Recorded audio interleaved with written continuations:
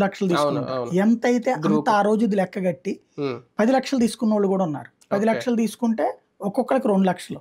అవును అవును 5 ఏళ్లలో 40,000 పడినట్టు ఆళ్ళకి. అది అవును అంటే 2 లక్షలు ఆళ్ళకి క్యాష్ వెళ్ళిపోయింది. అవును అవును అది హైయెస్ట్ 10 లక్షలు, మినిమం ₹1,00,000.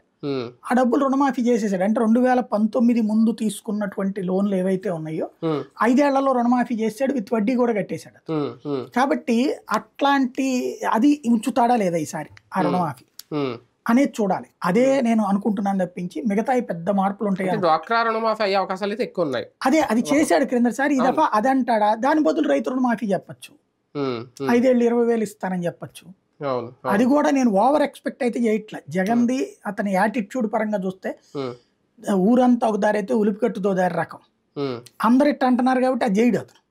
అందరూ చంద్రబాబు నాయుడు రైతుల రుణమాఫీ చేస్తా అన్నాడు, మొన్న అతను చేశాడా? ఎవరు? రేవంత్ రెడ్డి. మళ్ళీ ఆగస్టు 15 అంటున్నాడు. ఈ కర్ణాటక ఇంతవరకు చేయలేదు, మధ్యప్రదేశ్ రాజస్థాన్ చేయలేదు. ఇప్పుడు ఎంత కావాలి కనీసం ఇవాళ చూస్తే 50,000 కోట్లు ఎంత చేయాలట. 50,000 కోట్లు రుణమాఫీ యాడ్ చేయగలుగుతాడు ఇతను.